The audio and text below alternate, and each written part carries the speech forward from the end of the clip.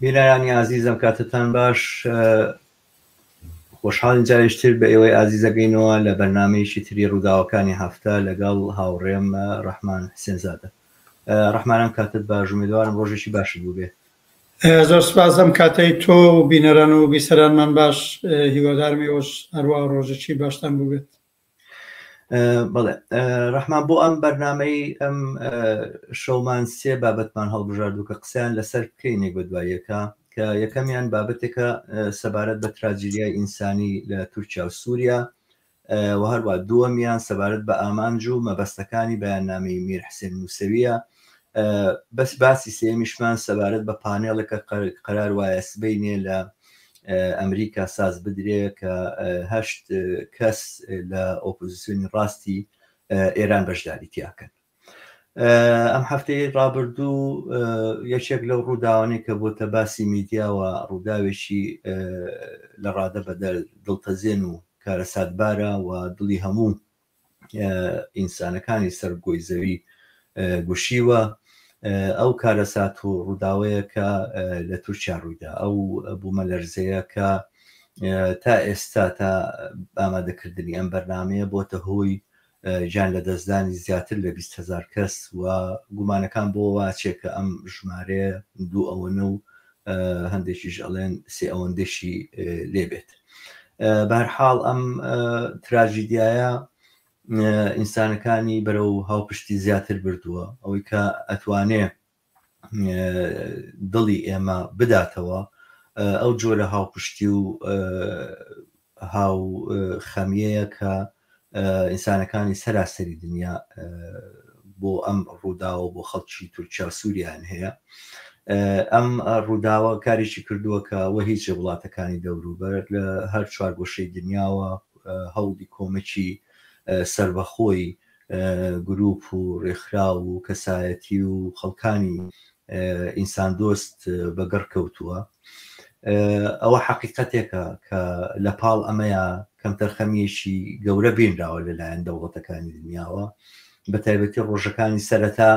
هەست دەکرد کە شتێکی ئەو تۆڕووی نەداوە یاخود ئەوەی کە ڕووداوێکی ئاساییە و ئەمە شتێک نییە کە دەوڵەتەکان بۆی بجوڵێن. ڕاستە هەندێک لە دەوڵەتەکانی دەوروبەری تورکیا خێرا کەوتنە ئەوەی کە کۆمەک بنێرن، بەڵام دووبارە ئەو کۆمەکە لە ئاستی ئەو سەختی و قورسی ئەو ڕووداوە گەورەیە نەبوو. بەشێکی تری ژەوەی کە ئەبینرێ لایەنێکی تری ئەم ڕووداوە دڵتەزێنە ئەوەیە کە کەم تەرخەمی دەوڵەتی تورکیایە، دەوڵەتی فاشستی تورکیا کە هیچ ئەماوەگەرێکی نییە بۆ جوڵاندنی جێش و سوپا بۆ هەر ڕووداوێکە لە جنوب یا لە باشووری ئەو وڵاتە ڕووبدا، بەتایبەتی لە ناوچە کوردەکان بە بەردەوام سوپای ئەو نەکتەنها لە ناو شار و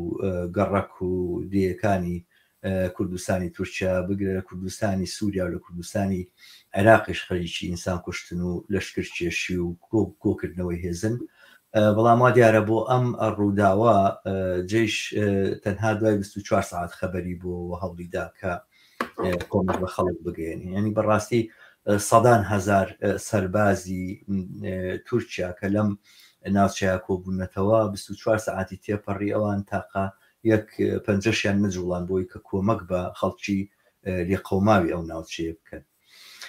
لەلایەکی ترەوە بە دیوی سووریایە بەڕاستی ئەوە هیچ کە دەوڵەتێکی نامەسئول و بێ بەرپرسیارەتی و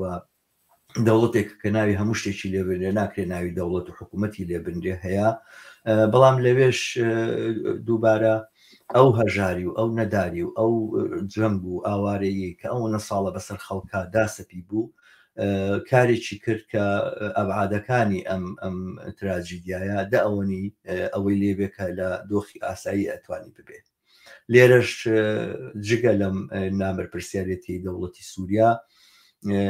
یاخودەوەی پێوترێت دەوڵەتی سووریا ئێمە کەم تەرخەمی دنیا ئەبینین یا قسەکردن لەسەر ئەوەی ئایا لەم دۆخەیە سنوورەکان بکەینەوە یا نەیکەینەوە، ئایا کۆمەک بنێرین یا نەینێرین، ئایا حەسار هەیە لەسەر سووریا یا نییە. و بەڕاستی وەختێکیش سەرباری ئەوەی کە لێقەومانی تورکیایکی کەمتر نییە لە لێقەومانی سووریا گەر زیاتر نەبێت، بەڵام وەختێک بەراورد دەکەی دووبارە لێرە هەڵاواردنێکی زۆر ئاشکرا بەرامبەر بەو جەماوە لە ڕەش و ڕوت و داما و دەربەدەرا بینی کە لە شار و لادیەکانی سووریایە کۆمەڵ کراون ئاوارەی ناوخۆین لە دەست شەڕ هەڵاتون بەڵام دووبارە لێرەش لە چاو تەنانەت لێ قەوماوانی تورکیاشە بەو ئەندازەش کۆمەکیان پێ ناکرێت. لایەنێکی تری ئەم ڕووداوە ئەوەیە کە زۆر جار ئێمەمانان ڕەنگە چەپەکان بەوە تۆمەتبار بکرێن کە هەر شتێک ڕووادا بیخێنە پاڵ سیستەمی سەرمایەداری و سیستەمی قازانجپەرستی و ئەوەی کە هەژاری و نەداری بەسەر خەڵکا فەرز کردو بەڵام ئەم ڕاستیە یاخود ئەم قسانەوەمان لێ ناکات لێرەشان نەچین و حقایقەکان و ڕاستیەکانەوەی کە ئەوترێ لە زمانی پسپۆڕەکانەوە و دووبارەی نەکەنێ و نێڵێنەوە ئەوەی لە تووشیان جارە ڕوویدا بەر لەوەی کە بەرەنجامی بوومەلەرزە بێ بەرەنجامی ئەو هەژاریە کە خەڵکی ئەو ناوچێتیاژین بەرەنجامی ئەو دەستگرتنەوەی لە خزمەت گوزاری دەستگرتنەوەی لە مەسرفکردن لە دانان و دروستکردنی خانوبەرەی ڕێکوپێک و شایستە بە ئەم سەردەما ساڵی 1999 لە شاری ئیزمیر بوومەلەرزەیەک ڕوویدا 17,000 کەسی تیا کوژرا لە دوای ئەوە گوایە لەو کاتەوە تا ئێستامە 24 ساڵە نزیکی 24 ساڵە باجێک لە تورکیا فەرزکراوە بە ناوی باجی بوومەلەرزە گوایە ئەم باجە سەر فەکرێ بۆی کەوا هەم ئامادەیی دەوڵەت هەبێ بۆ کاتی بوومەلەرزە هەم کارێک بکەن کە ئەم بینایەنەوە ئەم خانوانەی کە دروست دەکرێ بڵین کوالیتی بەرزیتیا بێت و وەتوانێت بەرگەگرتنی بوومەلەرزەی هەبێ حقیقەتێکە کە هەموو پسپۆڕەکانی دنیا ئێڵێنەوانی وێنەکانە بینن باسیەکەن ئەم هیچ منطقێکی تیانە بینایەک ساختمانێکە ساڵێک لەمە بەردروست کراوە لەگەڵ هاتنیە بوومەلەرزەیە تەختی سەر عەرز بێ بەڵێ ممکنە دەرزی تێکەوێ بڵێ ممکنە زەرەر بێنێ زیان بێنێ ئەوانە بەڵام ئەوەی کە تەختی عەرز بێ نیشانەی ئەوەیە کە هیچ مواسەفاتێک ڕعایەت نەکراوە و هەروە لەسەر بەردانراوە و کراوە بە خانوبەرە و خەڵکی تیا خزیێنراوە بەبێ ئەوەی هیچ ئاوڕێک لەوە بدەنەوە کە ئایا ئەمە لا داهاتوە ئەبێ بەچی مانێک لە پسپۆڕەکانەڵێن تەنانەت ئەم ڕووداوی کە ئێستا ڕوویدا لەگەڵ ئەوەی کە ئابعادی تراجیدەکە چەند زۆرە لەگەڵەوەی ژمارەی کوژراوان چەند زۆرە بەڵام ئەمە ئەگەر لە ماوەکانی داهاتووە یاخود لە ساڵانی داهاتووە ئەگەری ئەوە هەیە لە ئەستەمبوڵ ڕووبا هەر بەهۆی ئەم سیاسەتانەوە هەر بەهۆی ئەم کەم تەرخەوێنەوە هەر بەهۆی ئەوەی کەوا بیناکانی تووشیا ئامادەنی ممکنە زەرەر و زیانی ئەم جارە لە ئەستەمبوڵ لە 150,000 کەس زیاتریش تێپەڕێ ئەمانەوامان لێکا بڵین کە بڵێ بوومەلەرزە ڕووداوێکی سروشتیە بەر لە سەرمایهداریش بووە بەر لەوەی کە تەنانەت ئینسانیش لەسەر گۆی زەوی بێ ممکنە ڕوویدا بێ و بەر لەوەی کەوا شارستانێتیش پێشکەوت بێ و ئەوانە هەموو کاتێک بوومەلەرزە توانایەوەی هەبوو یاخود ئەو تاقەی کە لە ژێرزەویێتە دەرەوە توانایەوەی هەبوو عەرز هەڵگیرێتەوە و قەتڵ و عامی خەڵک بکە بەڵام ئەمەی کە ئێستای بینین لەم سەردەمەیە هەر ئەو ڕووداوە سروشتیە زەربی هەموو ئەو نابرابەری و نایەکسانی و کەم تەرخەمی و قازانجپەرستی و نرخدانەنان بۆ ئینسانەکە لە سای سیستەمی سەرمایهداری ئەبینرێ هەموو دڵمان بۆ جەماوەری تورکیا و خەڵکی تورکیا سووریا گوشراوە لە ناخی دڵمانەوە بەشداری خەم و پەژارەیانین بەڵام بێەوە بزانین بۆ بەرگرتن بەم کارە ساتانە تەنها بەز نییە کە لە کاتی ئەم کارە ساتانەیە کۆمەک بگەێنین بە خەڵک بەڕاستی خەبات لە بەرامبەر سەرمایهداری خەبات لە بەرامبەر ئەم نایەکسانیە خەبات لە بەرامبەر ئەم سیستەمەیە کە لە هەموو پێوانە ئینسانەکان خۆی دوورخستوتەوە نەک تەنها ژیانمان خۆشتر ئەکا نەک تەنها ژیانمان باشترەکە بگرە ژیانیشمان ئەپارێزێ ئەمە ئەو حەقیقەتەیە کە بێ دووبارە تاکیدی لێ بکەینەوە لە سەروبەندی ئەم تراجیدیا ئینسانیە کە دووبارە هاوخەمی خۆمان بۆ ئەو خەڵکە لێ قەوما و نەدار و هەژارەی تورکیا سووریا دەرەبڕی بەڵێ ڕەحمان من لێرە سەرنجەکەم تەواو وەگەر منیش هەر بە لەم کۆتایی قسەکانی تۆ درێژەی بدەم لە پێشەم شتێکە هاوخەمی و هەوسەرنوشتی خۆم و هەتا لەلایەن حزب کومونیست کارگەری حکومەتیستەوە ڕاستەکەی لە مناسبەتی دیکەدا لەگەڵ خەڵکی ڕەنجدیتووی تورکیە و سووریا لە نەتیجەی ئەم بوومەلەرزەیە دەرببڕم دەرمان بڕیوە هەروەک تۆش باس کە بەڕاستی وەختە ئینسان ڕپۆرتاژەکانە بینێ وەختێ تەسویرەکانە بینێ وجدانی تەکانەخوا بەڵحاڵ ئەو هەموو ئێش و ئازارە گشتیەی کە تووشی ئەو دوو کۆمەڵگایە بووە سەرباری هەموو ئەو ئێش و ئازارانەی کە ڕۆژانە خەڵکی وڵاتی تورکیە سووریا حتا هەفتەیە پێشەوە بینی لە شاری خۆی لە ئوستانی ئازەربایجانی غەربی ئێرانیش هەر زەرزەلە ڕوویدا لە وێنەش کارەساتی ناوە یعنی ئەو منتەقەیە کە منتەقەیە کە زەرزەلە یا بوومەلەرزە زۆر تیاڕۆدا هەر چەند ساڵ جارێک ئەم ڕۆژە ڕەشێ تووشی ئەو خەڵکا بێت بەرحاڵ لە قوڵایی دڵمانەوە لەگەڵ ئێش و ئازار و ناڕەحەتیە و خەڵکاین بەڵام منیش پێم خۆش هەروە چەند تێبینیەک دەرببڕم ڕاستە و قسە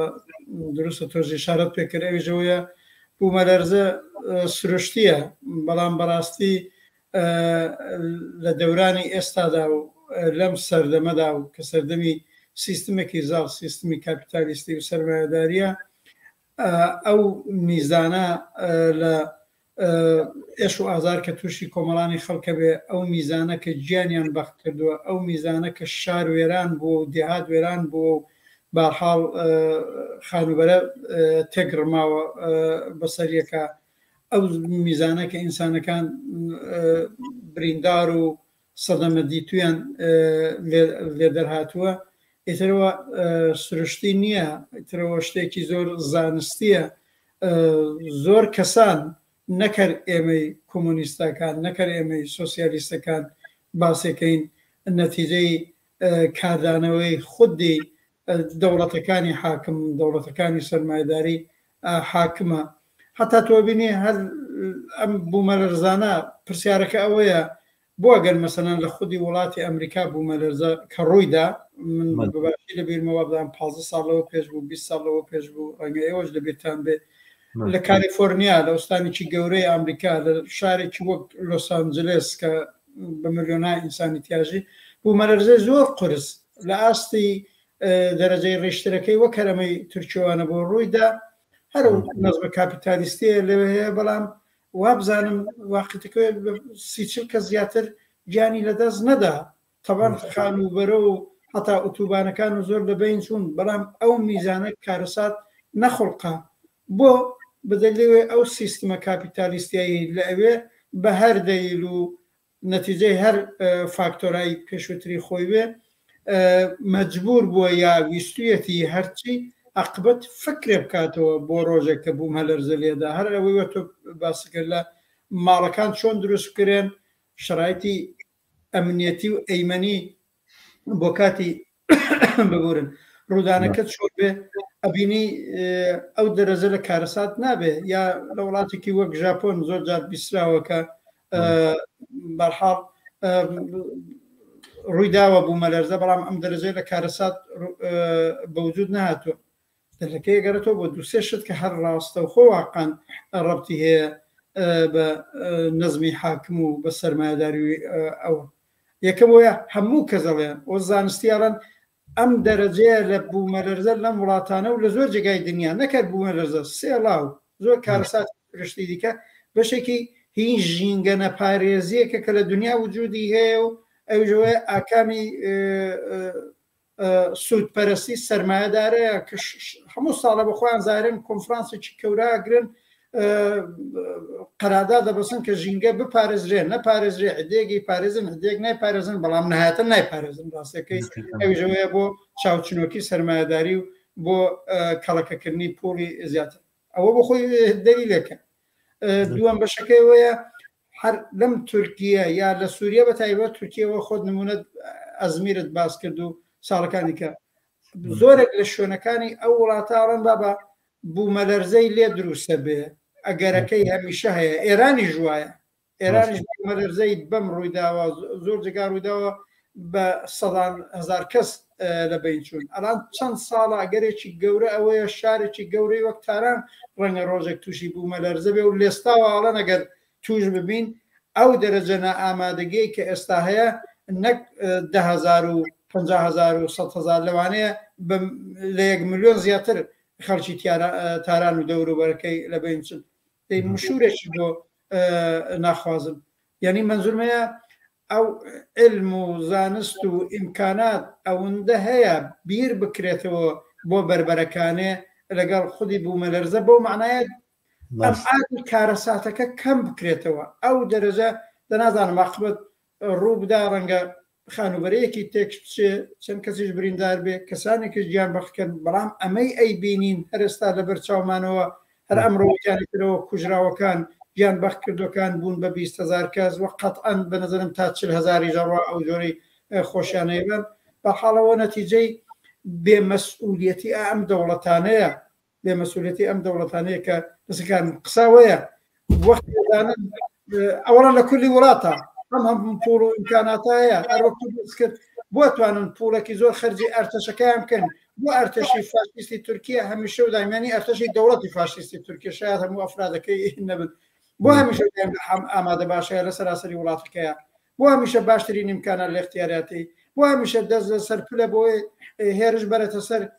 سووریە و کوردستانی سووریە و کوردستانی عێراق و هەر وڵاتێکی دیکە وە پوڵ و ئیمکانات بۆ ناکرێ لە هەر شارەوە بەتایبێت لەو شوێنانەی کە ئەگەری ئەوە هەیە بوومەلەرزە بێ هەمیشە و دایم تیمەکانی فریاکەوتن ئامادە باش بن هەمیشە و دایم بە ئەندازەی کافی ماشێنیانەوە بە وەسیلەیانەوە بە ئیمکاناتیانەوە ئامادەیەوە بوون ئەگەر اتفاقی چواکەوە فریای خەڵک بکەون خودی ئەردۆغانی فاشیست چۆتە نێو سەدەمە دیتوەکان ئەڵە بەڵە وڵات لە ئەوڵەوە ئێمە باش فریان نەکەوتین دەخرە بێ بۆە هەر لەوێنێ پێستی سەریان لێ بکردایەتەوە عاقبەت ئێوەن ئیمکاناتتان بەدەستە و بەڵام ئەگەر بۆ هەر وەختێ پێت خۆش بێ توانێت فڕۆکە جەنگەکانت بەسەر منتەقەیە بجوڵێن بۆ لێرە تیمە فریاکەوتنەکان نین یا حتا و جۆرەی کە دەوڵەتانی دەوروبەر و جیهانیش فریا بکەون بۆ ئیمکانات فریاکەوتون بەڵام ئێستا لە ئاستی پێویست نەبووە بە قیمەتی گیانی خەڵک تەواو بووە دەمچە بە نەزانم قسە زۆر ڕاستە مەسەلە هەر قسەی چەپ و کۆمۆنیستەکان نییە ئەم نەزمی سوودپەرستی سەرمایە ئینسان بۆی مهم نییە ژیانی ئینسیان و ئایندەی ئینسان بۆی مهم نییە لە کارەساتی وەکو بوومەلەرزە خۆی نیشانەدا ئەمە نیشانەدا کە بەڕاستی عاقبەت خەڵکی مەحروم زەحمەت چێش بەشمێنەت بمانەوێت لەم کارەساتان نوزادوی نەبێت هەروە بکەین ئەم سیستمانە بگۆڕدرێن ئەم سیستمانە لەسەر کارلاچن ئەم دەوڵەتانە نەبن واقعاً دەوڵەتێکی خەمخۆری کرێکار و زەحمەتکێش و هەموو دانیشتوانی کۆمەڵگا لەسەر کار بن و بە فکری جەماوەر بن بە فکری ئێستا و ئایندەیان بن بەرحاڵ منیش لەوە زیاتر لەسەرم کارەساتە دڵسەزانە زۆر باشە دەست خۆش بەڕحمان من بەس لە کوتای ئەوە بڵێمەوە کە باست کردوتت دانی پێناوتێتی کەم تەرخەم بووین بەڵام من قسە تووچەکانم جۆ لێ بوو هەربەر لەوەی کە ئاوا بڵێ باستەوەی کرد کە کۆمەڵێک دیعاکرێ و کۆمەڵێک قسەی نادروست بڵاوەکرێتەوە ئەمانە با ئەم ڕووداوانە تێپەڕە بیری نەچوو کە هەڕەشە بکە با ئەم ڕووداوانە تێپەڕە دوایی بە سۆراخێوانە شەوەشین کە ئەم درۆیانە هەڵە بەستن و ئەماناکەن لەگەڵەوەیە کە حەقیقەتە یاتی بۆتە ڕووداوێکی زۆر بەرجستە و دیار کەوە ئەوە 23 ساڵە قسە لەسەرەواکەن کە بۆ بوومەلەرزە خۆمان ئامادە کردووە معلوم بوو کە هیچ نەکراوە ئەوە ئەو هەموو بینانەکە دروست کراوە زۆر بە سادەیە تا مەسەلەن باسەکەن کە تا شیش و بەکارهێنانی شیش و ئەمانەی تیا کەمە بۆی کاوا بە پارەیەکی کەم خانوو دروست بکەن و گوابیدەن بە خەڵکۆمانە و لەم ڕێگایشەوە بڵێ کە من خەریکی ئەمار و بیناسازی و دروستکردنی تورکیا مەوانە وڵام لەسەر حسابی ئەوی کار کارێکارە سادێکی واڕۆیە بەم جۆری لێدێ بەرحاڵەمە بڵێن کاری دەوڵەتە فاشست و مستەبیدەکانەوە ئەردوگانی ژێکێکە لەوانەوە نەگەیشێکە لەوانەیەکە لە بارستریان لە دنیاە سەردەمەیە بەڵام بەرحاڵەوە کە خەڵکی کارگەر و زەحمەت کێشەکە سەرنجام هەر باجی ئەم کەم تەرخەمی و بێ پرینسیپی و بێ ئیهمالی ئەم دەسەڵاتانە ئاداتەوە بەرحاڵ لەم باسا ناچارین بە 20 دقە تەواوی بکەین چونکە باسی ترمان هەیە بێ قسەیان لەسەر بکەین بچینە سەر ئامانج و باسی دۆممان کە ئامانج و مەبەستەکانی بەیاننامەکەی میحسین موسەویە بینەرامان لە کوردستانی عێراق ڕەنگە زۆر متابعەی ئەم ڕووداوانە نەکەن کە لە ئێرانار بۆیە پێشەکیێک بڵێم میر حسێن موسەوی ئەرەو کەسەیە کە نزیکی وابوو بە 12 ساڵ لەمەوبەر ساڵی 1999 بوو 13 ساڵ لەمەوبەر نەک 99 بەخشە 13 ساڵ لەمەوبەر بوو کە لە انتخاباتێک لە هەڵبژاردنێکە بەرامبەر بە ئەحمەدی نەژاد خۆی کاندید کرد وە سەرنجام لە انتخاباتەکەیە دۆڕاندی یاخود دۆڕاندن بە زۆر پێیان دۆڕاند یاخود تەزویرێکیان کردووانە لە دوایەوەیە جوڵانەوەیەک دروست بوو لە ئێرانە بە ناوی دەنگی من کوا و سەرنجام ئەو بزوتنەوەی سەوز پاشان میر حسێن موسەوی کەوتە زیندان و دەست بەسەری نزیکی زیاتر لە 12 ساڵە دەست بەسەرە و تەمەنیشی چۆتە سەر و هەشتا میر حسێن موسەوی زەمانێک سەرۆک وەزیرانی ئێران بوو ساڵەکانی کۆتایی هەشتا کە وەختێکە ئێران لە دەورەی خومینی بوو ئەو دەورەی خومینی ڕابەر بوو ئەو دەورەکە پێش بەڵێ هەر ئەو دەورەیە بوو کە هەزاران کەس لە زیندانیانی سیاسی بەهۆی کۆتایی هاتن یاخود پاش کۆتایی هاتنی جەنگ سەروبەندی کۆتایی هاتنی جەنگ لەگەڵ عێراقا هەزاران کەس ئەعدام کرانەوە کاتە ئەو سەرۆک وەزیران بوو. ئێستا میر حسێن موسەوی بەیاننامەیەکی دەرکردووە وەلا لە تەواوی تەمەنیان میر حسێن موسەوی کەسێک بۆ لە ئەفرادەکانی ناو جمهوری ئیسلامی ئێران هەمیشە وەختێک باسی خومینیەکە قسە لەسەر گیانی زیندووەکە کە گیانێکە هەشتا هەر زیندوو ماوەتەوە نازانین چۆن بەڵام بەرحاڵ باسی گیانی زیندووەکە ئاوا ناوی خومینیە بە و کەسێک بۆ لە قوتابیە زۆر زۆر نزیکەکانی خومینی و ئەو سەر بەو ڕێبازەیە بەڵام ئەوە بوو لە ساڵی 13 ساڵ لەمەوبەر لە سەروبەندی و هەڵبژاردنەیە گوایە بە ناوی ئیسلاحات و بە ناوی تەطبیقکردنی ڕاستەقینەی دەستوری جمهوری ئیسلامی ئێران گوایە بەعزێک مەوادی دەستوری جمهوری ئیسلامی ئێران تەعتیل کراوە لەلایەن ئەم مستەبیدانەوە ئەو خوازیاری ئەوەیە کە ئەم دەستورە ئەبێ بۆکو خۆی جێبەجێ بکرێت. ئێستا هەر ئەم کەسەکە ئەوە نەساڵە ئەم پەیامەی داوە هاتووە و دەنگی هەڵبڕی و بەرنامەیەکی نووسیوەڵێ ئیتر کار لەوەیان نەما باز لەسەر تەطبیقکردنی ئەم دەستوری جمهوری ئیسلامی ئێران بکەین ئەبێ دەستوری جمهوری ئیسلامی ئێران بگۆڕێ و سەرنجام سێ پێشنیاری کردووە کە یەکیشیانەوەیە کە ڕیفراندۆمێک بکرێ ڕیفراندۆمێک گوایە سالم و گوایە ڕیفراندۆمێکی دروست و ڕیفراندۆمێکی ئازاد کە دیارە بە معنایەوەی کە تەزمیناتی دیاریکراو هەبێ بۆیەکەوە بە ڕێک و پێشی بەڕێوە بچێت بە حساب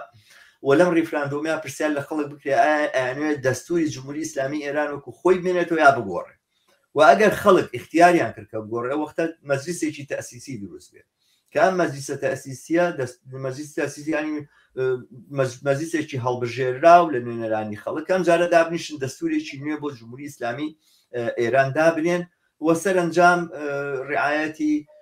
دیموکراسیەت و گوایە دەنگدان و هەڵبژاردن ئەم شتانێک تیا بکرێت. پێم وایە بە کورتی شتێکی کورتم لەسەر بابەتکەوت ڕەحمان ئەگەر شتێکی ئیزافی هەیە ئیزافەی کە و پێم بڵێ تێڕوانینمان چیە لەسەر ئەمە ئێمە چۆنی هەڵستێنین ئەم هەنگاوی میر حسێن موسەوی. بەڵێ ناوەڕووکی قسەکانی هەرێ و سێ خاڵەیە کە تۆ باست کرد بە نەزەرمەوە لە ئەهمیەتی دەرەجە دوایە ئەبێ بگەڕێنەوە سەر هەر ئەوەی بزانین ئەوڵەن جێگە و پێگەی خودی میر حسێنی موسەوی لە کولی عمری جمهوری ئیسلامیە تا ئێستا کە دۆ گۆشەیەک ئشارەت پێکرد من بۆ تەکمیلەی چەند شتێکی دیکاڵە. دووەم پرسیارەوەیە بۆ ئێستاواکە میر حسێنی موسەوی کە ئێستا لە تارانە و پێڵەن حەسر لە زیندان نەبوو لەم 12 ساڵەدا بە دەستوری هەرم خامنەی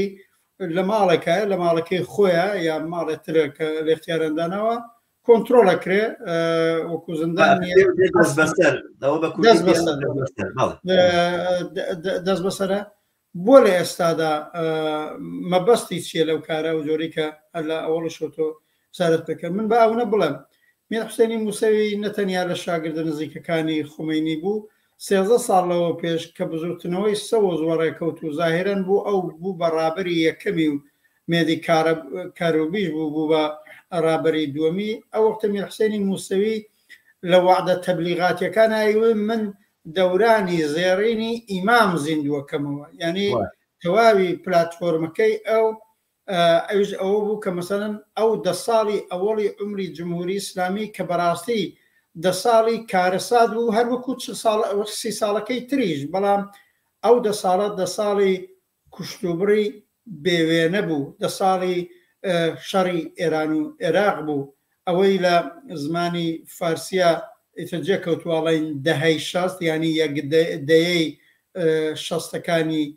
شەمسی ئێرانی ئەوە بوو لە ساڵی شەستا بە هەزاران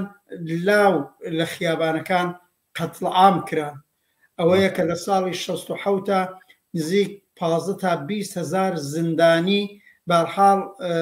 بە دەستوری مستەقیمی خومینی و ڕاز لە کاتێکا کە ئەم میرحسێنی موسەوی سەرۆک کۆمار بوو کوژران لە زیندانەکان دوای ئاگربەسی بینی ئێران و عێراق و بۆ بازدانەوەی ئەوە بە دەستوری خومینی ئەو کارە کرا و ئەو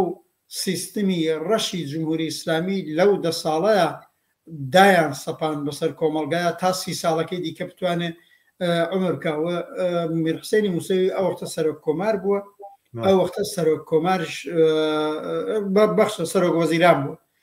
وەزیران بووە سەرۆک وەزیران لە سەرۆک کۆمار کە وەختە هەرم خامنەیە بووە دەسەڵاتی زیاتر بووە هەر لەو وەختەوە کێشەیەک لە بینی ئەم خامنەی و میرحسێنی موسەویە بووە مەسەڵەن خامنەی قەت ئەمی کاندید نەکردو بۆ سەرۆک وەزیرانی خۆی هەموو جارێ لەلایەن خومینیەوە بەسەریا داسەپاوە هەتا بۆرە خزمایەتێکیشیان هەیە ئەمانە لەگەڵ خامنەی منزورمەیە بڵێم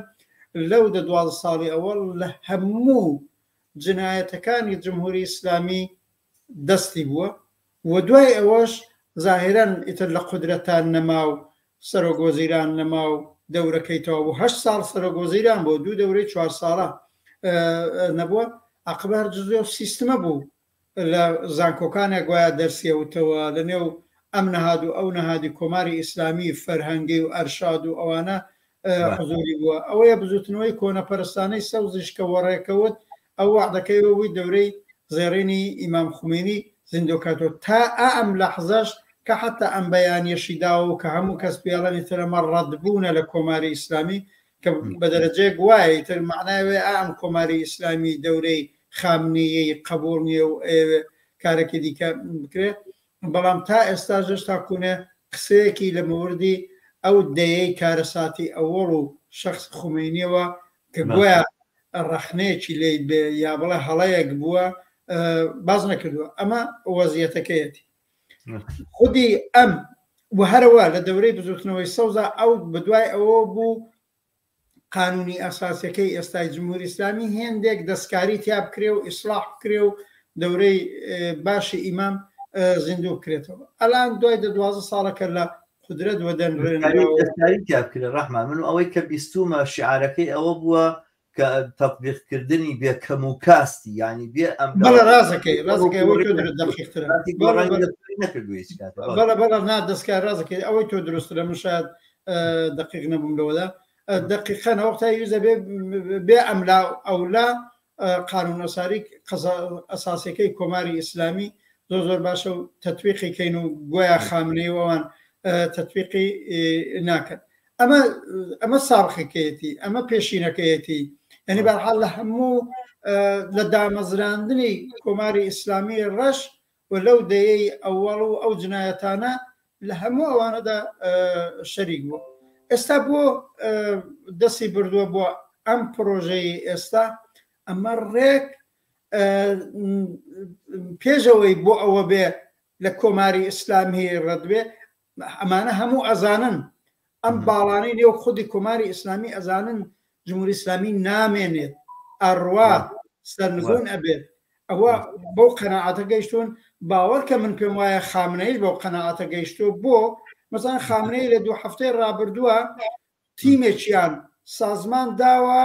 بە نێوی زاهرەن تیمی اقتصادی کە بەرپرس نەبێنە لە بەرابەر مەجلیسە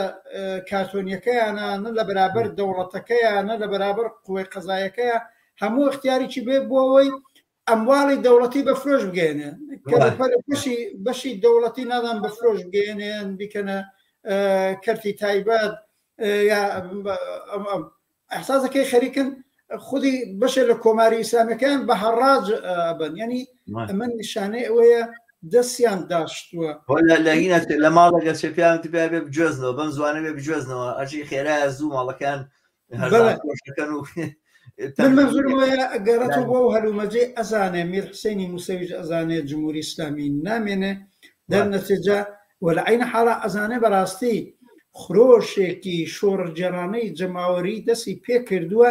نەتەنیا ئەوێ جمهوری ئیسلامی نەمێنێ بەڕاستی ئەوێ سەرمایهداری نەمێنێ لە ئێران بە شعاریانە دیارە بە قسەیانە دیارە بە ویستیانە دیارە یعنی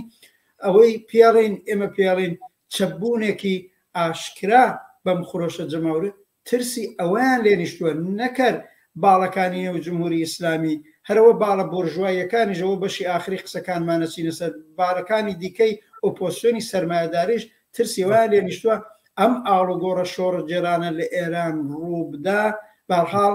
بەرەو ئازادی خوازیەک و بەرابری خوازیەکی بێوێنە ئەڕوات و لە کۆنتترۆلیان دەرئەچێت بۆ بربەرەکانێ لەگەڵ ئەم خرۆشە جەماوەریە لەگەڵ ئەم بزوتنەوە سەرنگونی خوازی شۆڕە جێرانەیە بە باوەڕی من کە لە مەیدانایە و بەرەوە ئەوواڕوە خۆی بەهێزتر کا و بە نەتیجە بکە بۆ بربەرەکانێ لەگەڵ ئەوەیە بە معنایەک بەڕاستی ئەمانە دژی شۆڕشی جەماوەری دژی ئەم خرۆشە جەماوەریان بەرحاڵ ئەمە بەو معنا مانع دروستکردنە یعنی پلاتفۆرمەکەی میر حسێنی موسەوی ئەوە هیچ کە پوچە ئیجرا ناکرێت لە چوارچێوەی جمهوری ئیسلامی بە سەدارەتی جەنابی خامنەیی ڕەفراندۆم چۆن بربەراکرێ ئەوە بۆ خۆی مەعمایەکە ئەوە بۆ خۆی بە قەولی ئێواڵەن مەهزەرەیە چییە ئەوەیە بەڕاستی ئەمە هەر ناکرێت دوای ئەوەی سپای پاسداران و خامنەیی و لەسەر کار بن و ئیجازە بدەن قانونی بناڕەتەکەیان ئەو جۆرەش بگۆڕەکە ئەوان لەسەر کار نەمێنن ئیترەمە زۆرتر پرۆپاگاندا زۆرتر تەبلیغاتە بۆ فریوکاری و بەشێکیشی بەڕاستی بۆ نەجاتی وەزی خۆی و دارودەستەکەی خۆیەتی میر حسێنی خۆیەتی دارودەستەیەکی هەیە ئێوە لە ئایندەی و ئاڵوگۆڕای زاهیرەن پاکانەیەکی کردبێت دەنووسە بە نەزەرم لە ڕوانگەی خەڵکی شۆڕەجێری ئێرانەوە لە ڕوانگەی هەموو ئەوانەی کە ئەم خرۆشە جەماوەریان بە شعاری ژیان ئازادی وەڕێخستووە لە پێشە کەسانی وەکو میر حسێنی موسەوی و مێدی کاڕوبی و ئیسلاح تەڵەبان و دووی خۆردادی و جەنابی خاتمیشە لەو بابەتەوە قسەکردووە ئەوانە جارێ لە پێش ئابێ محاکمە بکرێن ئەوانە بۆ خۆیان بنیانگوزارانی جمهوری ئیسلامی بوون لە پێش بەشدان لە هەموو تاوانەکانی ئەوان ئەبێت دەقیقان بە جرمی ئەو تاوانانەی کە کردویانە بەرابەر بە کۆمەڵانی خەڵکی ئێران لەو هەلو مەرجیان نین لەو شەرایتیان نین کەڵام پلاتفۆرم دەن بۆ نەجاتی ئێران بە قەولی خۆیان و پلاتفۆرم دەن کە گویا دڵسۆزی بۆ خەڵکی ئێرانتیایە ئەو جەنابی میر حسێنی موسەوی و خاتەمی و هەموو دەست و پەیوەندەکانیان ئەبێ لەسەر سەندەڵی لە دادگا دابنیشن جواب دەرەوە بن محاکمە بکرێن بە سزای ئەعمالی خۆیان بگرێ ئەوانی تر جێگا و ڕێگایەکیان لە هەڵسوکەوتەکانی سیاست ئێران نەماوە بەڵام کۆمەلگای ئێران کۆمەلگایکی گەورەیە بزوتنەوەی جۆراوجۆری تایە بزوتنەوەی کۆنەپەرستانەی بورژوایی تایە هەر ئێستا بەشێک لە ئۆپۆسیۆنی ڕاستی بورژوایی ئێران کە نێویشیان ئۆپۆسیۆنەوە هەر سبێنە جمعە 8 کەسیان گویا کۆنفرانسێکە بەسن لەستاوە ئەمانە بەرەوپیری نەک بەرەوپیری لانەکەم بەرەو تەئیدی ئەم پرۆژەی میر حسێنی موسەوی ئەوان بۆ ئەواکەن چونکی هاومەنفعەتن لە بەربەرەکانە لەگەڵ خەڵک لە بەربەرەکانە لەگەڵ شۆڕش لەگەڵ شۆڕژجێری لەگەڵ خۆشی جەماوەری هەموو ئەمانەیانەوە عاقبەت جمهوری ئیسلامی بە خامنەی و وەلی فەقیوانەیە و بڕوا بەڵام دەسەڵاتی سەرمایهداری لە ئێراندا بمێنێت دەنەچە ئەڵەی بۆ لەم کاتەیە ئەو کاراکە بۆ بربەرەکانەیە کردن لەگەڵ خرۆشێکی شۆڕەژێرانە لە ئێرانە وەڕێکەوتووە ئەمەش یەکێک لە ڕاوتەکانی نێو سیستمی کاپیتالیستی ئێرانە کە میرحوسێنی موسەوی نمایەندەگیەکە و بەم پلتفۆرمەوە هاتوۆتە مەیدان و من پێم وایە بە جێگایەک ناکە چونکی و ئایندێشی نییە نەخۆی نە پلتفۆرمەکەی ئایندەی نیە. نارحاڵ منیش بێگومانم لەوەی کە میرحوسێن موسەوی لەوە کەمترە بە تایبەتی لە دۆخێکی ئاوا خۆشانی شۆڕژگێڕانەوە ئەوەی کە خەڵک بە شعاری ژنژیان ئازادی و جاوەش سەرنجڕاکێشەکە باسی جوڵانەوەی پاکی ژنژیان ئازادیەکە ینی دووبارە ئەم وتێژ ئەویش دووبارەیە کاتەوە کە ئەمە پەیوەست بین بە جوڵانەوەی پاکی ژنژیان ئازادیەوە بە جۆرێک خۆ هەڵواسینە بە جۆرێ لە جۆرەکان هەوڵدانە بۆ خۆ هەڵواسین لەگەڵ ئەم خۆشانەیە بەڵام خۆ هەڵواسینێکە پەچی بخاوە ڕێگەی لێ بگرێەوە نەهێڵێ ئەسڵەن لە ئەو هەنگاوانەی کە ئێوێ هەڵیگرێ بەرەو پێشەوە سەرکەوتوو بێەوە بگرە هەوڵی بەرەو پاشگەڕانەوەیەدا و لە لایەکی تریشەوە من یەک گومانم هەیە کە ئەوە ترسێکیشە لەوەی کە باشە دەست بەسەر نیە وەختی جمهوری ئیسلامی ئێران بڕوخێ و جمهوری ئیسلامی ئێران لە کارانە بێ کەسێکی وەکو میرحوسێن موسەوی لە پێش هەموو کەسەوە برێتە بەردەمی دادگا چونکە ئەوە ئاسان کەسی نییە دەوروبەری دیفاعی لێ بکات ممکنە پاسدار و جەنراڵەکانی پاسدار و پیاکوژەکانیان ماوەیەکی دیاریکرا خۆیان بێنەوە لە هەندێک جێگای مقاومەتێ بکەن و ئەوانە بەڵام ئەو هەر بە دەردی بە کوردێنەوە بە کڵاوە ژیریان لە ماڵەکەی چنەی گەرنەوەی بن بۆ دادگا بەشێک خۆ پاکانەکردنە لە بەرامبەر ئەم جوڵانەوەیە و خۆپاکردنەوەیە بەڵام ناشبێەوە بە دوور بگرین کە ڕاستی میرحوسێن موسەوی و ئەم تەیفێکە لە دەوری و کۆبوونەتەوە و سیرەوە بوو کە من بینیم لە دەریشەوە بە تایبەتی تەلەڤیزیۆنێکی وەکو BBC کە لەوەتی جوڵانەوەی ئەم جوڵانەوە و خۆشانە شۆڕژگێڕانەیە هاتوۆتە پێشەوە شعور دەکرد کە بەشێک دەستی بەرداوە لە ئەوانی کە پیانەوتری ئیسلاح تەڵەب و لایەنگرانی ئیسلاح و ڕیفۆرم لە ناو جمهوری ئیسلامی ئێرانە کە چی ڕاستەوخۆ لەگەڵ ئەوەی کە میرحوسێن موسەوی هاتە پێشەوەوانە و دەستیان پێکرد بە قسەکردن لە ئەبعادەکانی ئەم گرنگی و بایەخی ئەم مەسەلەیە و کۆکردنەوەی ئەو کەسانی کە لە دەرەوەی وڵاتن و لایەنگریەکەن و قسەکردن لەسەرەوەی باشە ناکرێ بێ پەیوەست بێ بەمەی کە لەگەڵ ئەطرافەکانی تراوەکو بۆ نمونە ڕەزا پەهلەوی و ئەوانەی ترەوە ئەفرادانی ترکە لە دەرەوە نوێنەرایەتی گوایە خۆیان بە نوێنەری بەشێکی ئەم جوڵانەوەی و ئەم ناڕزایەنە ئەزانن لە ئەوانە کەوتنە ئەم قسانە بە جۆرێک جێکردنەوەی لە ناو ئەم سەفی ئۆپۆزیسیۆن و معارەزەیەوە هێنانی بۆ ئەم بەشە بۆیە ئەوەی کە ئەبیلێر لە پشت میرحوسێن موسەویە جەریانێک و ڕەوتێکی کۆنەپەرستی بۆژوازی ئێرانی هەیە کە لەم ڕەوتە نییە پێشتر ئێمە باسی ڕەوتە کۆنەپەرستەکانی بۆژوازی ئێرانمان کرد میرحوسێن موسەوی ئەتوانێت لەو ریزەیە جێگە بگرێت کە پیانوترێ میلی مەزهەبی کە ئەو جەریانەیە کە دووبارە قسە لەسەر ئیستیقلالی اقتصادی ئێران و پەیوەست نەبوون بە ئیمپریالیزم و ئانەوە کات و دەزەنێ بە بەگوایە بەڕووی ئیمپریالیزم و سەرمایهداری دنیاوە گوایە بێت بڵێن مداخەلە بکا لە ئێران و ڕێگەی پێنادەنوانەوە تایبەت لە ناو نامەکەشە قسێک لەوا کە هەشتێک بکرێ بێ مداخەلەی دەرەوە قەدەغە بکرێوان جۆرێک هەستەکەی ئەمان نوێنەرایەتی ئەم تەیفە ئەکاوە هەوڵێکە بۆ شکڵ پێدانەوەی ئەم تەیفە بە جۆرێک لە جۆرەکان کە پێشتریش تۆ لە بەرنامەکانی ڕابردووە باست کرد کە ئەم ڕەوتە شانسێکی ئەو توی نییە لەبەرەوەی زۆری هێرکەکانی خۆی خستوە سەبەتەی جمهوری ئیسلامی ئێرانەوە هەموو سێرکەکانی ئەشچێ کە جمهوری ئیسلامی ئێرانی ژوەرگەڕا ئەمە حقیقەتەوە پێم وایە ئەم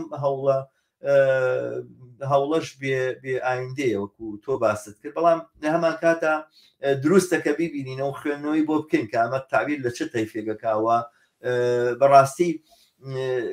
ینی ئەنرژیەکی زۆر سەرف نەکرێت لە بەرامبەر ڕوبەڕووبوونەوەی ئەمانەیە چونکە وەکو تۆ ئەو ئەرزشیان نیە بەڵام لە هەمان کاتە نابێ غافڵش بینیان بە تایبەتی لە ناوەوە گرنگە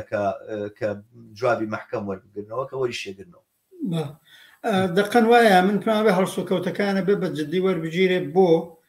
بەڕاستی لە هەموو دنیا وایەوە بە تایبەت لە کۆمەلگای ئێرانیش ئێمە لە ساڵی 1950 تەجروبەیەکەین ئێمە لەگەڵ بەرەی بۆژوازیەکی هەتا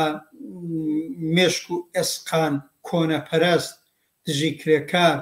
دژی سەرەتاییترین مافەکانی خەڵک لە کۆمەلگادا ڕوبەڕوو ینی منزور وەیە ئەو ئۆپۆسیۆنی بۆرژوایی و ڕاستەی ئێران هەن و کە بەشێک شێڵان خۆیان بە ئۆپۆسیۆن نزانن هەر بەقەت میرحسێنی موسەوی دژە کرێکار دژی مافی سەرەتایی خەڵک دژی ئازادی اتفاقەن دژی ژن دژی مافی بەرابری ژن و پێ جا بۆ یەکانێ بۆ ئەمسالی میرحسێنی موسەویوانە هەست بەواکەن جێگایەکە بێ لە هەڵسوکەوتی نێوە ئۆپۆسیۆنی بۆرژوایی ئێرانە جێگایەکە بێ ئەلبەتە بەڕاستی خودی عێراقیش کە تۆ تەجروبەی زیاتر هەیە تۆ بینی دوای ڕوخانی سەدام حوسێن ئەنواعی دارودەستەی کۆنەپەرست حتا بەکرێگیرا و ئەوانەی دەستیان لەگەڵ ڕژیمی فاشیستی باسی شتێکەڵ بوو زیندوو کرانەوە و پێکەڵی دەسەڵاتی یا مرکزی عێراق کران یا دەسەڵاتی ئیقلیمی کوردستان کران یعنی منزوم ئەمە ڕەوتێکی بڕە گشتیترە جان لە ئێرانیشە بەو جۆرەیە دەنەچە بەڵێ وایە ئەم ڕەوتی ملی مەسەبی کە بە نێوی ئیسلاح تەڵاب دەورەیەک بە نێوی بزوتنەوەی سەوز خۆیان دەرخست بەڕاستی لەگەڵ بەو نسبەتەی جمهوری ئیسلامی کەسبووانیش کەسبوون کەوتونەتە پەراوێزەوە ئەلعان میرحسێنی موسەوی یا محەممەدی خاتمی تر زۆر بە ئیسلاحی ئێمە پێڵین بازیگەری سەحنە نین ئەمان بۆ یەکانێ خەریکن لەگەڵ ڕەوتی ناسیۆنەلیستی پرۆغەربی خۆیان جووتەکەن ئەلبەتە خودیان ملی مەسەبیانە بە جۆرێک بوون بە دوو بەشەوە ئەمسالی خاتمیەوانە تا ئێستا هەر دەستیان لە گیرفانی جمهوری ئیسلامیە و هەرایانەوە خۆیان لە دەرونی نظامات جێبخەن و خۆیان بۆ داناوەکە بەڵێ عاقبە ڕۆژە لە ڕۆژان خامنەی مانەندە یان نەمێنێ یا مەجبور بە پاشەکشەکرێ ئاپشنێکی دیکە لە نێو خودی کۆماری ئیسلامیەوە بێنە دەست و بەری شۆڕەجێڕی و خۆشی جەماوەری خەڵکی پێ بگرن میرحسێنی موسەوی ئومێدی بەنێو خودی کۆماری ئیسلامی نەماوە بەڵام چاوەقرتەیەتی لەگەڵ ئۆپۆسیۆنی بۆرژوایی ڕاست هەرمانەی سبێنێ قرارە کۆنفرانسێ بەربابکردنی دابش بوون بەسەر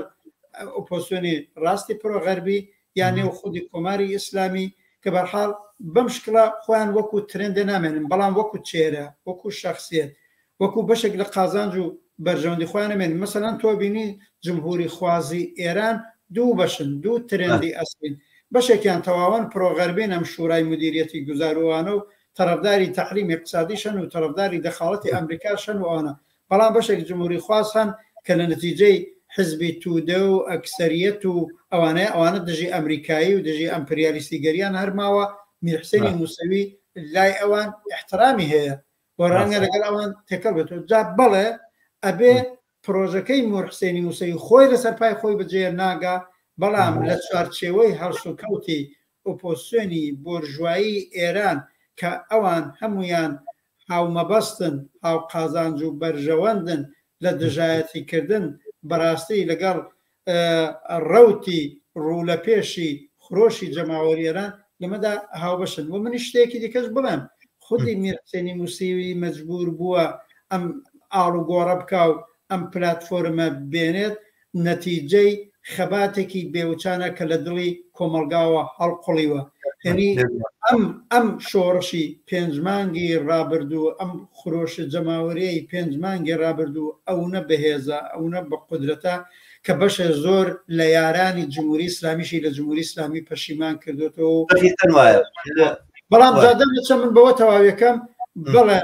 دەست تێکەڵبوونیان لەگەر باڵەکانی دیکەی بورژوازی ئەبێ بە جددی وەربگیرێ وەک بەر هەڵسکار بەرابەر بە بزوتنەوەی ئازادی خوازانە و بەرابەری خوازانەیە کە ئێمە بەبەستمانە لە کۆمەلگای ئێرانە بەهێز بێت زۆر باشە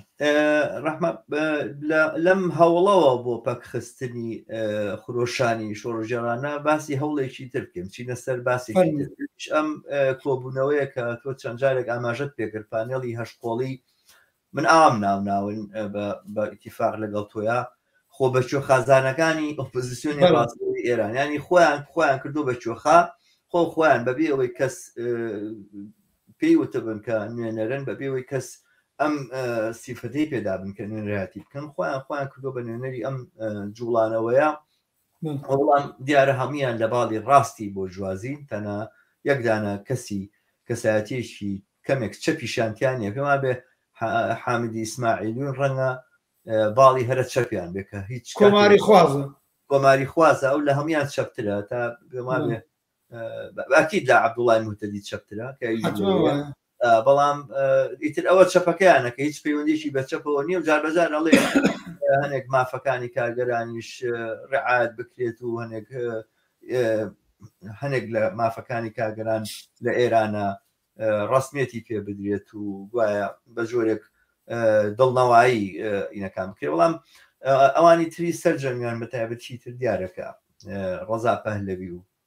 ئەوانی تر سەرجەم لەبەرەی ڕاستن باشە ئەم پانیاڵە یاخود ئەم کۆبوونەوەیە مەبەستەکەی چییە پێمان بێت تۆ زۆرتر تاقیبت کردووە ڕەحمان پێم خۆشە سەبارەت بەوە سەرنجام سەرەتا زانیاری بدەین و دواتر بچینە سەرەوەی کە لێکدانەوەمەچی منی با لەسەر ئەم بەشی خۆ بە کوێخازانینی حتا بەرەی ڕاستی خۆیان بۆ هیچ بنظرم ناتوان چۆخای کولی خەڵکی ئێران بن هەتا هی بەرەی ڕاستی خۆشیان بەڕاستی خۆیان لە لای خۆیان ئەم موقعیەتیان بخۆیان دروست کردووە ئەلبەتە موقعیتە لە خۆشە دروست نەبووە عقبەت مێدیایان لە اختیارا هەیە پوڵ و ئیمکانات هەیە عقبەتەوە دانشگای فابزانم جۆرج تاونە لە ئەمریکا ئیمکاناتیان بۆ دروستەکە چەند لۆبیەکان یا نەهادەکانی نادیاری خودی دەوڵەتی ئەمریکا پشتیوانیان لێکایانەکە ئەمانیان بۆ دروستەکەن ئەوە تا تەلەڤیزیۆنی BBC و ئیران ئینتەرنەشناڵ و منوتۆ قرارە بە تایبەت ئیران ئینتەرنەشناڵ ڕاستەوخۆ بۆیان بڵاوکەتەوە خۆ ئەمە فەزا دروستکردنە دەنەچە بە نەزەرم دەقیقان خۆ بە کوێخازانینێکی زۆر بێپایەیە لە ڕاستیانە ڕەزا پەهلەویە گوایە ڕەزا پەهلەوی هەرواشە لە هەمویان مەشهورترە مەگەر ئێمە هەفتەی پێشوو قسەمان لەسەر نەکرد کەمپێنێکیان وەڕێخست کە وەکالەتی بۆ کۆبکەنەوە بە هەموو توانای خۆیانەوە لە خارجی کشوەر 400,000 کەس ئیمزایدا کە ڕەزا پەهلەوی لە کۆمەلگایەکی 90 ملیۆنی حتا ئێرانیان لە ئوروپا و ئەمریکا 4 ملیۆن کەسن ئەنی معلومە بەرحاڵ ئەمە کە مەشهورترینیانە و ئیدعایەکی زیاترە حتا ڕەوتەکەی خۆی بە باشی پشتیوانی لێ نەکردووە بۆ ئام کارێک کەڵان دەستی داوەتەوە لە نێو خودی مەشروتە خوازەوە ڕەخنیان لە کارەکان بوو ئەمە یەک دوای ئەوە مثلەن 400,000 ئیمزا معلومیش نیە 400,000 ئیمزایە لەسەر تویتەرەوە و لەسەر دقیقەن هەر ئەبینی بەدەیان و سەدان شعار هەرەو کاتە یا پێشتر لەنێو ئەم خەباتە جەماوەری ئێرانەوە بە دژی ڕەهبەر و شاو سیستمی ستەمگەریان ناوێ دراوە قسەکراوە حتا نووسراوە دراوە بەیانیە دراوە لەلایەن شوێنی کرێکاریەوە نەهادی کرێکاریەوە نەهادی بەرابەری خواز و ئینسانی خوازیاری حەقی ئینسانی لەو کۆمەلگایە دراوە ئەوە لەوە عەبدوڵڵا موتەدی بە نێوی فدرالیستەکانی کوردستان چۆ لەوێنە هەر ئێستا چۆ لە تۆڕە کۆمەڵایەتیەکان تەماشا بکە هەموو لایەنگرانی باڵا هاوبەشەکەی کە حیزبی دموکراتی کوردستان بێت لە دژی هەر لە نێو ئەم تەیفەی خۆیان بە کۆمەڵی حتا ناسیۆنالیست مەعرەفیەکان بەشێکیان لە دژی یعنی معلوم نییە ئەمە لەکوێوە ئەم نوێنەرایەتیان بە خۆیان دروست کردن ئەوانی دیکە مەسیحی عەلی نەژادە یا عەلی کەریمیە تا 2 ساڵەوە پێش فوتباڵیست بووە ئەوە سبێنێ لە کۆڕەکەشی بینی بە نەزەر من 4 قسەی دروست حسابی سیاسی ناتوانێت بنێ بە پەنای یەکەوە نازانم مەتنێکیان بۆ ئامادەکرد بێ من کارم بەوە نییە فوتباڵستی شەقی هەیە سیاست بکە بەڵام بەرحاڵ عاقبەت کارنامەیەکی نەبووە لە سیاست یا لە فعالیت ئاخرین قسەیەوە بووە ڕێداوە هەر بە میر حوسێنی موسەوی و تەرەفداری بزوتنەوەی سەوز بووە یا تەرەفداری جەنابی ڕوحانی زدی ئینسان بۆ لەو نەزادی شەروا بوو مەسیح عەلی نەزادی هەمویان وابوون یا دووسەیەک لە هونەر پیشە هونەرمەند هونەرمەندی باشن هونەر پیشەی باش بوون ئەمانەیان خود کردوێتەوە بە نێوی سیاسەتمەداران یا بەرحاڵ دەنەچە ئەمە خۆ بە کوێخازانینێکی بێپایەیە ئەمە چ کارەکە ئەمە لە درێژەی ئەو حەول و تەقەلا و هەڵسوکەوتی ئۆپۆسیۆنی بۆرژوایی ئێرانە کە ئێوێ ئالتەرناتیوی خۆی سەر و سامامدا درستی بکە ئالتەرناتیوەکەی بەرز کاتەوە ئێمە پێڵێن خەریکەن ڕاهبەرسازیەکەن دەورانێک ساڵی 57 بە کۆمەکی هەرم BBC و ئەمریکا و ئالمان و فەڕەنسا و ئینگلیستان لە کۆنفرانسی گوادلۆ کۆبوونەوە خومینیان بەرز کردەوە ئەوە شتەیەکی دیکە بوو دەورەیەکی دەبوو وشیاری کۆمەلگاژ وەکو ئێستانە بوو ئەیانەوە لاسایی ئەو دەورە بکەنەوە ئەم جارەش لە نێو خۆیانە خومینی مانندێک دروستکەن ئەمجار بە نێوی ناسیۆنەلیزم بە نێوی میلیگەرایی بە نێوی تەمامیەتی ئەرزی ئێران و بەشی فدرالیستەکانیش لە گۆشەیە کۆدراوێک کە بیان کەن بە محافزیان نیان کە نەویش معلوم نییە دەنەچە بە نەزەرم جارە خودی ئەمەیان خۆ بە کوێخازانینێکی زۆر بێپایەیە حرەکەتەکەیان تەواو کۆنەپەرستانەیە چون هیچ پەیوەندیەکی لەگەڵ ئەم مەدی شۆڕەجێرانەی کۆمەلگای ئێران نییە قسەکانیان ویستەکانیان باسەکانیان بەڕاستی لەم 5 مانگەدا وەس بینە قسەکانیان بڵاو بێتەوە ئەیبیسین هیچ پەیوەندی بەم خۆشە جەماوەری و خاص و ویستەکانیەوە نیە مەسەلەن جەنابی ڕەزا پالەوی دێ ئەوەڵ قسەکەی بە سوێن خواردن بە تەمامیەتی ئەرزی یەک پارچەکی خەڵکی خاچی ئێرانەوە دەست بکە خاک و نیشتمان و تەواویەتی ئەرزی و من پرسیارم ئەوەیە تەمەشای شعار و خواستەکان و متالباتی 5 مانگی ڕابردووی خۆشی جەماوەری هەموو شارەکانی ئێران لە گۆشەیەکی بکەن کە بەڕاستی باسی یەک پارچەکی خاچی ئێران و تەمامیەتی ئەرزی و دژی تەزیە تەڵەبی و لە خۆشتێکیان دروست کردووە مەترح بێ نییە یا ئەسڵەن هەرباسی تەزیە تەڵەبی لە شوێنێکەوە مەترح کراوێت تا تۆ بێنێوشی ئەسڵ مەترح ئێمەمانوێت لە ئێران دەرچین یا مەسەرم بابەتێکی لەم بابەتات پێشەوە یا مەسەلەن ئەمساڵی مختەدی لەوێ و باسی فدرالیزمەکەوانە لە 5 مانگی ڕابردووە لە هیچ کوێیەکە قسەیەک لە مەوردی فدرالیزم لە دەرونی ئەو کۆمەلگایە نەوەتون بەغێرە لە مێشکی ڕاهبەرانی حزبی دموکرات و سازمانی زەحمەتکێشانی عەبدوڵڵا مختەدیوە ئەمانە واقعاً لە کۆمەلگادا جێگایەکیان نییە یا بەرحاڵا قبەت جنابی عەلی کەریمی یا شیرین عیبادی یا مەسیحی عەلەنژادیش دێن هەر لە چوارچێوەی دووبارە تەمامیەتی ئەرزی و کولی وڵات نیشتمانمانە بێ نەجات بدەین و قساکەن دەرنەتیجە ڕەنگەیەکێ وەک مەسیحی عەلەنژاد عقبەت باسی حجاب بکات چونکە ئەوە جزوی هۆیەتەوەی تازە بۆ خۆی دەورەیەکی زۆر حجابی بەسەرەوە بوو عقبەت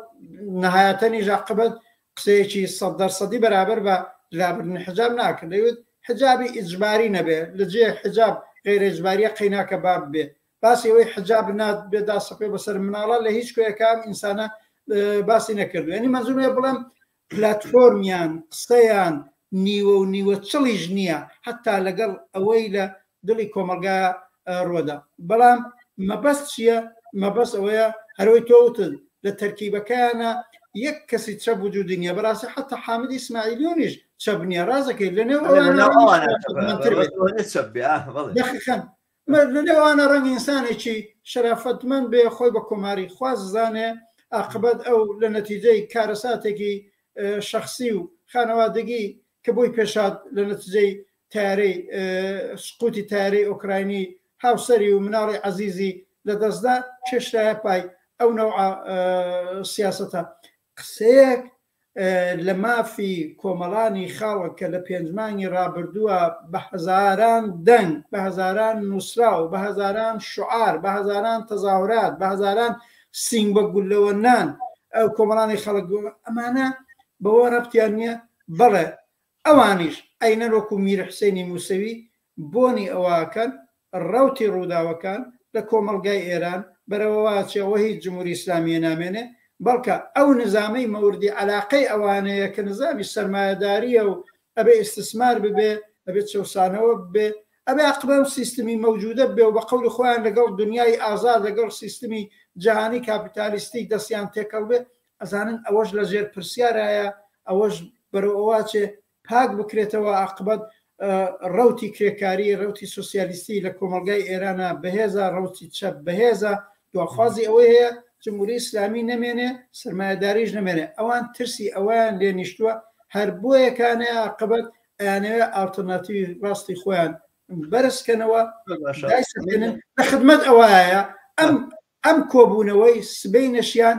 بۆ زیاتر معرفیکردن و لامسەکردنی ئالتەرناتیوی ڕاستە کە بەڕاستی ترەوە ئەرک و وەزیفەی کرێکاران ژنان لاوان ئازادخوازانی ئێران و بەتابێت ئێمە چەپ و کۆمۆنیستەکان یەکەم بەر لەوەی قسەی تەواوی خۆت کە ئەزانم دواتر فرسەتە قسەکان بڵێ قفڵەکەی تۆ بیە خەڵکە ناکە ئەم باسە بەڵام من یەک سەرنجم هەیە لەسەر ئەمە دروستەکە ئەمە ماهێتەکەی معلومە ناوەڕۆکەکەی معلومە ئەزانین ئامانجیان چی ئەهدافیان چیە و لە چ سیاقێکا لە چ ئاراسیەکە هاتوتە پێشەوە بەڵام حەقەتەکەی ئەوەیە پێویستەکە بەجددی بژیرێ زۆر ئەم جۆرە هەوڵانە بەجددی وەربژیرێ ئەنی نەک هەر ئەوەی کە حسێن بڵێن ئەمیر حسێن موسەوی کە دەست بەسەر لە ناو جمهوری ئیسلامی ئێرانە ئەوە کە هیچ ئەبێ بەجێت چ جای ئەمە بە بڕای من پیلانێکی گەورەی ئەتوانێت لە پشتەوە بێ و ئەتوانێت هەنگاوێک بێت بۆەوەیکەوە ڕسمێتێکی دیاریکراوی نێودەوڵەتی وەرگێ جەماوەری کارگەر و زەحمەکێشی ئێران ئەگەر 80 ملیۆن کەسیش بن هەر هەمووشیان یەکگرتو بن بە یەکەوە بن و ئەوانە لە دەوروبەریان ئەنواع وەشکاڵ تاوانکار و ئەنواع وەشکاڵ دەوڵەت و کۆنەپەرست و هێزی ئیمپریالیستی سەرمایه‌داری هەیە و ئێران جێگایەک نییە کە سەرمایه‌داری دنیاوا بە ئاسانی لێ بگەڕێ هاوڕەحمان من وا نازانم کە ئەم مەسەلەیە ئەبێ بەکەم وەربگرین ینی ڕاستە فاکتەرەکانی ناوخۆ مهمە جەماوەری کارگەر و زەحمەکێشی ئێران لە مەیدانان و ئەوان جوڵانەوە کە جوڵانەوەیکی چەپە سەرنجی دنیای بەمە ڕاکێشاوە لە ناو دنیاە زۆر ناوی هەیە و هەتا دوێنێ بۆ نمونە جوڵانەوەیشی کارگەری لەسەر تاسەری ئەوروپا لەسەر وڵاتێکی مهمی ئەوروپایە بۆ پشتیوانیکردن لە جوڵانەوەی کارگەری ئێران لە مەیدانا بوو تەزاورات کرا خۆ پیشاندان کرا بە مبادرەی پەرلەمانتارێکی بەریتانی ئەمە مەسلەیەکە بەڵام ئەم هێزەکە کە هینەکە لە دەورێتی هێزێکی کۆنەپەرستی بەتوانایە ئەم هەموو جوایە و ئێران شوێنێک نییە هەر ئاوا سەرمایه‌داری دنیاوازی لێ بێنە بۆیە ئەم جۆرە کۆبوونەوانە گرنگ و مهمن بۆیە ئەم جۆرە ینی مەسەلەن ئەحمەد چەلەبی چی بوو دواتر بوو بە مۆرەیەک بەدەستی ئەمریکاوە کە هات عێراقی داگیر کرد هەر هیچ نەبوو هەر لەبەر دزی ڕای کردبوو لە عێراقیش و لە ئوردونیش بەڵام دواتر کردیان بە ڕئیسی معارەزە هێنانەوە پشتیوانی ئەو گوایە بە تەمابوون دەوڵەتی عێراق ساز بدەنەوە مەبەستم وایە ئەم نموزەجانە ئەم نەمازیجانە کە ئەوە هەرچەنە لاکەوتەش بن و هەرچەنە پەراوێزیش بن هەرچەنە بۆ نمونە باشترینیان ڕەنگە عەبدوڵای موتەدیبێ کە تف لە ڕابردووی خۆیەکە باشترین ڕەنگە عەبدوڵای موتەدیبێ کە خەریکە ئەوەی کە لە ڕابردووا کردوێتی بە لعنەتێک کاتوانەوە ئینسان نازانێت خەڵکێکی ئاوا چۆن چۆنیەکرێ متمانەی پێ بکرێ بۆ داهاتوو چیڵێ لە داهاتووشە لە چەند ساڵ دوای ئێستا لعنەتی ئەم ڕۆژە ناکە کە تایە بووە بەرحاڵ ئەم بابەتە خەڵکانن کە هەن بەڵام ئەمە دووبارە جێگەی ئەوەن کە لەلایەن ئەمریکا و لەلایەن غەرب و بەتابەت دەوڵەتە سەرمایه‌داری گەورەکانی دنیا بەدەستەوە بگیرن و بەکار ببرێنەوەکو ماشەیەک بۆ تەدەخولکردن و سەرکوتکردنی جەماوەری کارگەر و زەحمەکێشی ئێران هەر بۆیە لە بەرامبەر ئەمەیە کردەوە پێویستە بە بڕای من چەپ و کۆمونیستەکانی ئێران منیش خۆم لەگەڵیان حسابەکەم نابێت تەنها بە ئیفشاگەری ئیکتیفا و جەماوەر تەنها لەسەری ناڕۆشنیەوە نییە جارێکی تریژە من ئەمە باسەم کردووە خەڵک بۆیە خومینی قبول نەکرد لەبەرەوەی ڕسمەکەی خومینی لە مانگا ئەبینی گوایە خومینی کەسێکی مقدسە تەوەهمی پێبوو تەوەهماتێکی مەذهبی بوو ئەوەی کە خەڵک کەسێکی وەکو خومینی ینی سەرنجام نەک قبوڵی کرد وای لە هات کە بتوانێت دەسەڵات بگرێتەوە ئەوانە مەسەلەکە ئەو بوو ئەلتەرناتیڤێکی ئامادە بۆ بەڕێوەبردننی کۆمەلگا لە ئارایە نەبوو وە چەپ ئەم مشکلە گرنگەی هەیە و هەر جارێک لە هەر هەنگاوێکە کە ڕاستی کۆمەلگا خەریکە خۆی ئینسیجام پێدا ئەبێ ئێمە دووبارە بیری ئەمەمان بکەوێتەوە و لەم ڕەوەندە ئێمە ئیتر چیتر لەمە زیاتر دوانەکەوین بەڕاستی حقیقەتێکە ئەمە چەپی کۆمەلگای ئێران لە چاو ڕاستەکەیە لە چاو ئەو هەنگاوانی ئەوە لێگرێ بۆ خۆ ئینسیجام پێدانی بۆ تۆکمەکردنی لەگەڵێ ئەمە حقیقەتێکە منە لەوەدا زۆر لەگەڵت هاوڕایم اتفاقەن هەرشم ویست قسەکەم بەوە بڵم لە بەرابەر ئەم ڕەوتی کۆنەپەرستی بۆرژوایی ئێران کەوێ ئالتەرناتیوی خۆی بەرز کاتەوە و دای سەپێنێ و خۆیان وەکو ڕاهبەری ڕووداوەکانی ئێران نیشاندان هەر ئەفشاگەری هەرەوەی وشیارگەری بکەین کافی نییە ئەمانە بە ئەندازەی کافی ئابڕووچوو هەن بەڵام ئەگەر لە بەرابەریانە ئالتەرناتیوێک نەبێ بڵێ کۆماری ئیسلامی یەک ئەڕوخێنم و دوای ئەویش بەرحاڵ دنیای و کۆمەلگای ئێرانی دوای جمهوری ئیسلامی سازە دەمەوە ئیدارەیەکەم ئەگەر ئەڵێن ڕەوتی چەپە ڕەوتی چەپ ئەو کار بکە معلومە عاقبەت کۆمەلگا هەروە ڕەناوەستێ بە نەزانم ڕەوتە ڕاستەکە خۆی زاڵەکە خۆی داسەپێنێ و من لەم بابەتەوە اتفاقان ڕەخنەم هەیە لە قوتبی خۆمان وەکو قوتبی چەپ و کۆمونیستی ئەو کۆمەلگایە منیش پێم وایە ڕاستە پۆڵ و ئیمکانات و دەوڵەتەکان لە پشتیان و مێدیا و هەموو ئەوە هەیە حەولی خۆشیانەدەن ئەوان بەو معنایە لێبراوتر بۆ بەرزکردنەوەی ئالتەرناتیڤەکەی خۆیان تێکۆشن بەڵام لە کۆمەلگای ئێرانیشدا چەپ ئەگەر ئیمکانات و پۆڵ و دەوڵەتی وەک ئەوان لە پشت نییە بەڵام زۆر ئیمکاناتی دیکە هەیە خودی ڕەوتی ڕووداوەکان لە کۆمەلگایە زۆر بە قازانجی هێزی چەپەکەیە بەوردی نەچمەوە سەر باسی بزوتنەوەکان کە تەمەشاکەی لە خودی ئوروپا و دەرەوە قودرەتی چەپ کەم نییە بەڵام ئەو حەولە ئەو تێکۆشانە بۆ دەرکەوتن وەکو ئالتەرناتیو بە نەزەرم مشکلێکی گەورەی هێزی چەپ و کۆمونیستی کۆمەلگای ئێران و ڕەنگە لە زۆر جێگای دیکە خۆ بەدەستی کەمگرتنە خۆ هێشتا لەو مەوقعەتە نەدیتن کە بەڕێ ئایندەی دوای کۆمەلگا دوای جمهوری ئیسلامی ئەبێ بەدەستی کرێکارانی پێشڕە و وشیار هەڵسوراوانی چەپ و سۆسیالیستی نێو دانشگا و ژنان و لاوان بەدەستی هێزی چەپ و کۆمونیستی ئەو کۆمەلگایە تۆ ئەلعان من تعدادێک لە ئەحزابی چەپ و سۆسیالیستی کۆمەلگای ئێران زانزم ڕاهبەرانیان لە دەورەی سەڵتەنەت و تاستا یا لە زیندان بوون یا لە مەیدانەکانی جۆراوجۆری خەباتە بەرحاڵ عاقبەت تێکۆشانێکی بێوچانیان بووە کە بەڕاستی ئەم 5-6 کەسە ئەم 7 کەسەی کە سبەینێ کۆبوونەتەوە تەنیا ڕۆژێک خەباتی ئەم فعالینی کرێکاری و سۆسیالیست و چەپ و ئازادی خواست و لە ئەحزابەکانیشان تەنیا ڕۆژێکیان بەرابەر بە هەموو حەول و فعالیەتی ئەمسالی ڕەزا پەهلەوی و ئەوانەیە خۆوانە جێگایەکیان نییە بووە لە خەباتی ئازادی خوازانی کۆمەلگایرانە بەڵام بە نەزەرم پێم وایە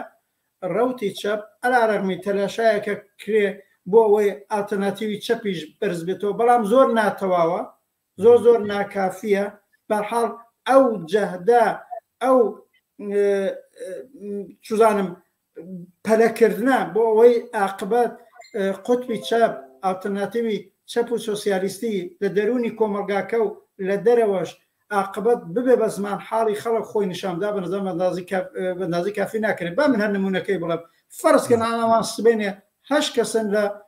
کۆبنەوە لە مۆهرەکانی جەریاناتی ڕاست ئەڵانە من نزیک 3 ساڵە 6 جەریانی چەپ ئەڵان بووین بە 7 کەسیش 7 جەریانی چەپ کۆنفرانسی ستۆکۆڵممان بووە 2 جارێ جەلسات هەیە دەیکوا لە ماوەیە 6 مانگ 7 مانگەیە من ئەمەم هەردوێنەشەوەکە لە کۆبوونەوەی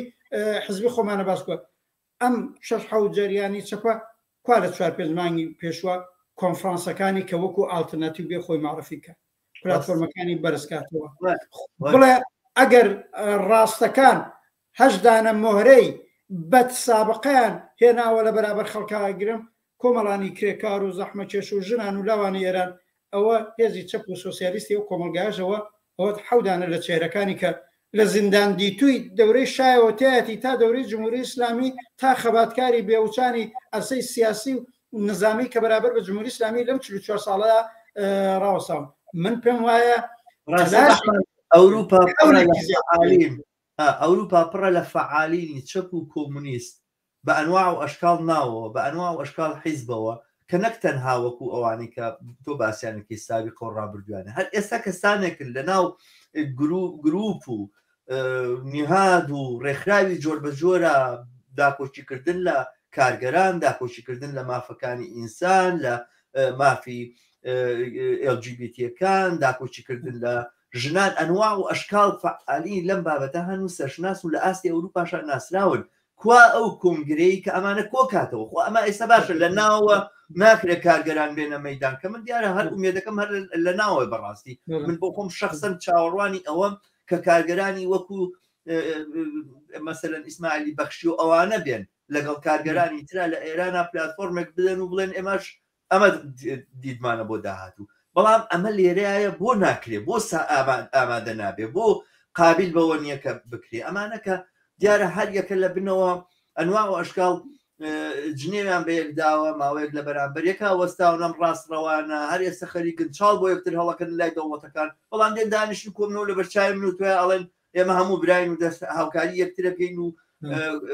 ئێران ڕزگارەکەین لە دەست جمهوری ئیسلامی ئێران چەپ کە هەموو مشتەرەکاتانە هەیە کاری بۆ پێ ناکرێت بڕای من ئەمە پرسیارێکە بێ هەوڵ بدەین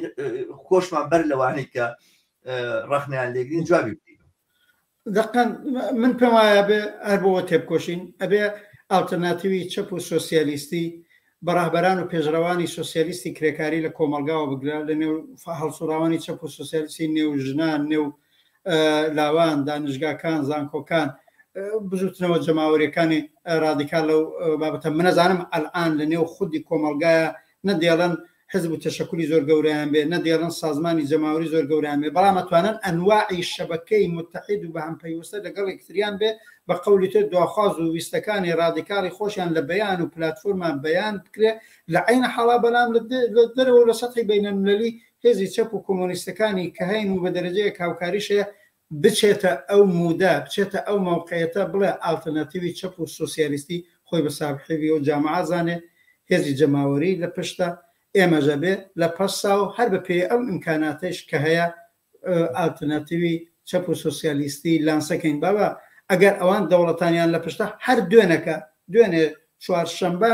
لە زۆرێک لە شارەکانی ئوروپا سندیکا کرێکاریەکان کە بەتایبەت سندیکا کرێکاریەکانی سێژێتەی پێیان بێ فەرانسە پێشکەوتن بە پشتیوانی لە خۆشی جەماوەری خەڵکی ئێران هاتنە مەیدان و دەیان تەزاوراتی زۆر گەرم و گۆر پشتیوانی لە هەرم خەباتی شۆڕەجێڕانی ئەم دەورەی خەڵکی ئێران کراوە دانەچە بە نەزەرم مەسەلەکەەوە نییە ئیمکانات نییە مەسەلەکەەوە نییە هێزی جەماوەریەکەنە مەسەلەکەوەیە پێشڕەوان و ڕابەرانی قوتبی چەپ و سۆسیالیستی ئێران یەکجار بۆ هەمیشە بڵێن ئایندەی دوای جمهوری ئیسلامی ئێمە نەخشەکەی ڕێژی ئێمە ساحبی ئێمە ڕاهبەریەکەی ئیجازە نادەین باڵی ڕاست ئاوا بە ئاسانی خۆی داسەپێنێتەوە بە نەزەم ئەگە بێنە ئەو مەوقعیەتە